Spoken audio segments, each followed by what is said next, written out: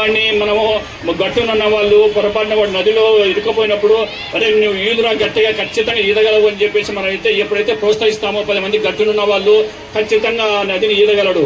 అదే ఒక ఈత వచ్చిన వాడిని మనం ఈదగలిగే శక్తి ఉన్నా కూడా ఈ పక్కనున్న మిత్రులుండి అరే నువ్వు ఏడ ఈదుతావురా ఇంత పెద్ద ప్రవాహం ఉంది అని చెప్పేసి అంటే వాడు ఈదగలిగే శక్తి ఉన్నా కూడా వాడు ఈదగలగలేకుండా పోతాడు. ఈ రోజు మనం అందరికీ సుపరిచితమైనటువంటి మహోన్నతమైనటువంటి అని పితామహుడైనటువంటి డాక్టర్ అబ్దుల్ కలాం గారిని అందరి చరిత్ర మీకు తెలిసే ఉంటుంది. ఆయన పుట్టింది ఎక్కడ తమిళనాడు గ్రామంలో, తమిళనాడులోని రామేశ్వరం యొక్క కుగ్రామం. ఆయన బాల్యం ఎలా జరిగిందనంటే చాలా ఘోరంగా జరిగింది. ఒక పూట వాళ్ళ అమ్మ తినగనక ఒక రొట్టె ముక్క ఇస్తే ఆ రొట్టె ముక్క ఒక పూట నింపి ఆ పేపర్లు వేసుకుంటా ఇంటింటికి పేపర్లు వేసుకుంటా చదువుకుంటూ మన భారతదేశానికే ఒక అనుప్రధామహుడుగా అయ్యాడు, ఒక రాష్ట్రపతిగా అయ్యాడు. ఆయన జీవితం మీ అందరికీ చాలా ఆదర్శగతము. ఆయన జీవితం ఆదర్శమే కాదు, ఆయన నిడాంబరత మనము తెలుసుకోవాల్సిన అవసరం ఉన్నది.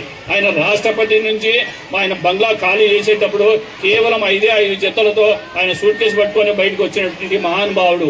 అలాగనే ఈ రోజు ఎంతో మంది మీరు ఒకసారి మీరు వచ్చేసి సెల్లో కాదు చూసుకోవాల్సింది, పేపర్లు చదవండి. పేపర్లలో ఖచ్చితంగా జ్ఞానం ఉంది.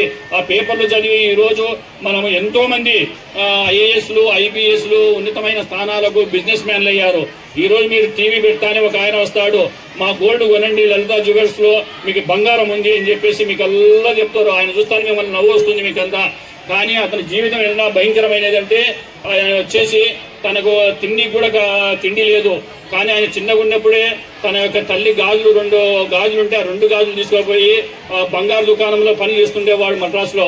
ఆయన తీసుకుపోయి ఆ 2 బంగారు అమ్మేసి దాని మీద అంచెలంచెలుగా ఈ రోజు 5,000 కోట్ల పైగా సంపాదించాడు. 30,000 మందికి ఉపాధి ఇస్తున్నారు.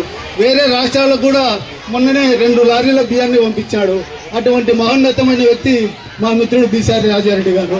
కాబట్టి ఈ ఉపాధ్యాయ దినోత్సవం నాడు ఈ ఉపాధ్యాయులందరూ కలిసి కూడా మా రాజారెడ్డిని సంతరించుకోవడం అనేటువంటిది నేను ఎంతో సంతోషించున్నాను. అలాగే ఈ ఉపాధ్యాయ దినోత్సవం రోజు గురువులందరికీ కూడా నేను శిరస్సు వంచి తెలియజేసుకుంటున్నాను.